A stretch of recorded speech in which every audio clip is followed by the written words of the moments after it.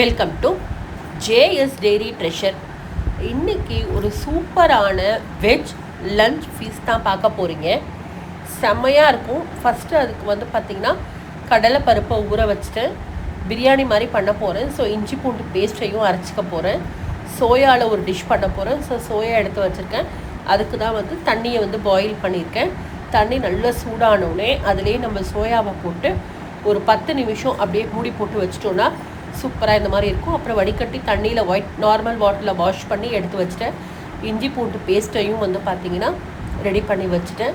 இப்போ ஒரு பேனில் ஃபஸ்ட்டு நம்ம அந்த சோயா டிஷ் பண்ணிடலாம். கொஞ்சமாக எண்ணெய் விட்டுருக்கேன். கடுகு, கொஞ்சமாக வெங்காயம் ஒரு 2 வெங்காயத்தை பொடி பொடியாக கட் பண்ணி எடுத்து வச்சுருக்கேன். நல்லா வெங்காயத்தை ஃப்ரை பண்ணிக்கலாம். தக்காளி ஒரு 3 தக்காளியை கட் பண்ணி போட்டிருக்கேன். அப்புறம் பார்த்திங்கன்னா சோயாவை அழகாக நான் இந்த மாதிரி பாதியாக கட் பண்ணி எடுத்து வச்சுருக்கேன். தக்காளியும் நம்மளுக்கு சூப்பராக சாஃப்ட் ஆகிடுச்சு. உப்பு, மஞ்சப்பொடி, காரப்பொடி போட்டிருக்கேன். கொஞ்சமாக தண்ணி விட்டுருக்கேன். எனக்கு அந்த ட்ரை ஸ்மெல்லாம் போகணும்னு சொல்லிவிட்டு சூப்பராக எண்ணெய் பிரிஞ்சு வந்திருக்க பாருங்கள். இந்த அளவுக்கு வரணும். இதில் நம்ம சோயாவை போட்டு விட்டுடலாம்.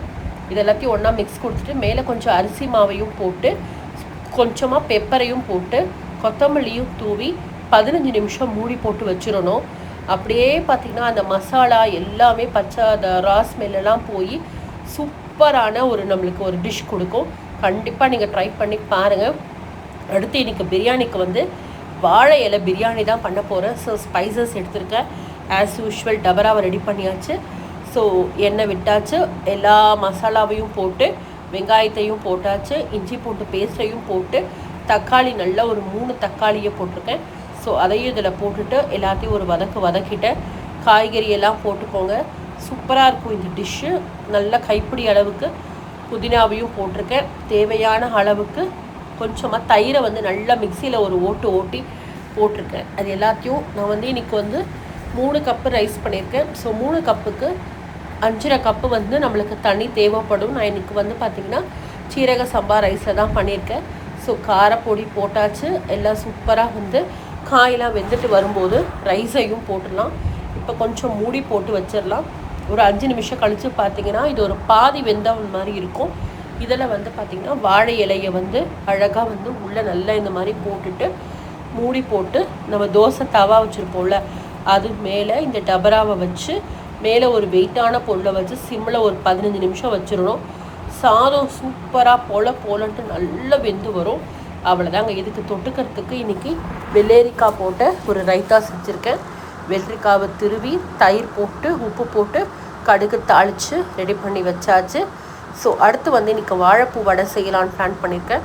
அதுக்கு கடலைப்பருப்பை நல்லா ஊறிடுச்சு. நமக்கு அழகாக பார்த்திங்கன்னா வாழைப்பூவையும் இந்த மாதிரி கட் பண்ணி தண்ணியில் போட்டு வச்சுருக்கேன். கருப்பாகக்கூடாதுன்ட்டு கடலைப்பருப்பு, காஞ்ச மிளகா, உப்பு, பெருங்காயம் போட்டு நல்லா இந்த மாதிரி அரைச்சி எடுத்துக்கோங்க. இப்போ இதில் வாழைப்பூவையும் போட்டுக்கலாம். தேவையான அளவுக்கு உப்பையும் போட்டு நல்ல ஒரு 2 கைப்பிடி அளவுக்கு வெங்காயத்தையும் போட்டுக்கோங்க. அது மேலேயே பார்த்திங்கன்னா அரிசி மாவையும் போட்டு எல்லாத்தையும் மிக்ஸ் பண்ணி கொஞ்ச நேரம் வச்சுருங்க. அப்புறம் எண்ணெயில் போட்டு பொரிச்சா கமன்னு சிம்மில் வச்சு கொஞ்சம் நல்லா நிறுத்தி நிதானமாக பொரிங்க. அப்போ தான் நம்மளுக்கு உள்ளேயும் மாவு வெந்திருக்கும், மேலேயும் அழகாக இந்த மாதிரி கோல்டன் கலரில் வடை ரெடி ஆகிடும். செம்ம சூப்பராக இருக்கும். யாரோட ஃபேவரட் டிஷ் அப்படின்னு சொல்லுங்கள். அடுத்து பார்த்திங்கன்னா நம்ம சூப்பராக இது பண்ணிடலாம். பிசிபேலாபாத் பண்ண போகிறேன். ஸோ வானலில் எண்ணெய் விட்டு தக்காளி பழம் போட்டு எல்லா காயும் பலாக்கொட்டையும் சேர்த்து வச்சுருக்கேன். ஸோ எல்லாத்தையுமே அழகாக இதில் போட்டுட்டு நம்ம நல்லா பிசிபேலாபாத் பவுடர் இருக்குது, ரெடிமேட் பிசிபேலாபாத் பவுடர். அதுலேருந்து ஒரு 3 ஸ்பூனை போட்டிருக்கேன். திக்காக புளியை எடுத்து வச்சுருக்கேன். அதையும் கரைச்சி இதில் விட்டுடுங்க. அவ்வளோதான். இது எல்லாம் சேர்ந்து நல்லா நம்மளுக்கு கொதிச்சு வரட்டும். அந்த புளி ஸ்மெல்லாம் போயிட்டு கொத்தமல்லியை நல்லா கைப்பிடி அளவுக்கு இதில் போட்டுடுங்க. துவரம் பருப்பு வேக வச்சு ரெடியாக வச்சுருந்தேன். ஸோ அதையும் போட்டுட்டு எல்லாம் கொதிச்சு கமன்னு வரும். கொஞ்சமாக நெய் இறக்கும்போது விட்டுடுங்க. விட்டிங்கன்னா சூப்பரான பிசிபேலாபாத் சாம்பார் ரெடி ஆகிடும். அவ்வளோ எம்மியாக இருக்கும். சுட சுட சாதத்தில் நல்லா நெய் விட்டு இந்த சாம்பாரையும் போட்டு கலந்தோம் அப்படின்னா பிசிபேலாபாத் ரெடி. சுட சுட ரெடி ஆகிடும். அவ்வளோ எம்மியான டேஸ்ட்டில் இருக்கும். ஆஸ் யூஷுவல் தயிர் சாதம் நல்ல சாதத்தில் உப்பை போட்டு வச்சுட்டு தயிர் விட்டு கடுகு தாளித்து கொத்தமல்லியை போட்டுட்டோம் அப்படின்னா சூப்பரான தக தயிர் சாதமும் ரெடி. இன்றைக்கி லன்ச் ஒரு பிடிக்க போகிறோம். என்னோடய ஃபேவரட் டிஷ்ஷஸ் எல்லாமே. ஸோ நல்ல வாழை இலையில் அழகாக வச்சு சாப்பிட போகிறேன். நீங்களும் வாங்க, இதே மாதிரி ட்ரை பண்ணி உங்கள் ஃபேமிலிக்கும் கொடுங்க. ஒரு நல்ல லன்ச் ஃபீஸ்ட் விருந்து வச்சிங்கன்னா சூப்பராக இருக்கும். Thank you, bye bye.